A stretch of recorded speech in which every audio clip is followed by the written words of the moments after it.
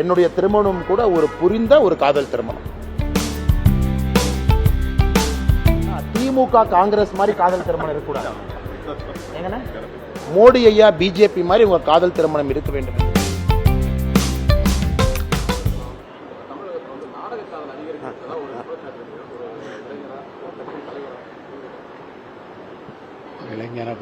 ஆனா இது எப்படி பதில் சொல்றதுன்னு தெரியல. ஏன்னா எனக்கு திருமணம் ஆயிருக்கு. இளைஞனா பதில் சொல்லிட்டு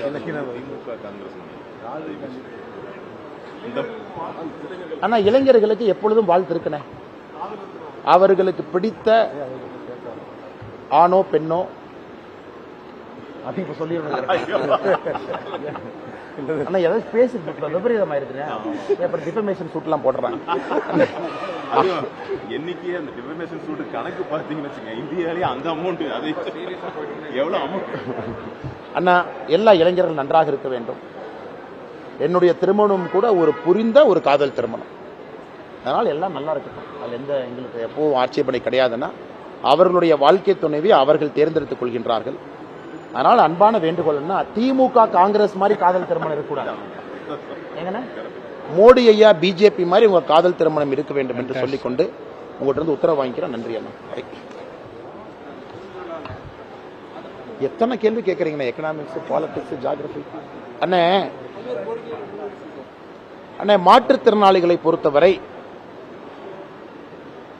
இன்னைக்கு பாரதிய ஜனதா கட்சியில ஒரு தனி பிரிவு ஆரம்பிப்பதற்காக ஆலோசனையில் இருக்கின்றோம். ஏன்னா நம்ம யாத்திரையில போகும் பொழுது நிறைய பேர்த்தினுடைய கஷ்டத்தை பார்க்கும் பொழுது மாற்றுத்திறனாளிகளுடைய கஷ்டத்தை தான் அதிகமா பார்த்தோம்.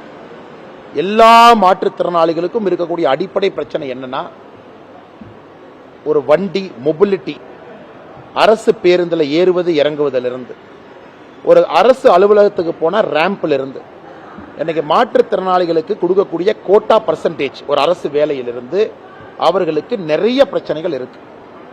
அதனால் பாரதிய ஜனதா கட்சியை பொறுத்தவரை அவர்களுக்கு ஒரு தனி பிரிவு ஆரம்பிக்கக்கூடிய ஆலோசனை இருக்கும்.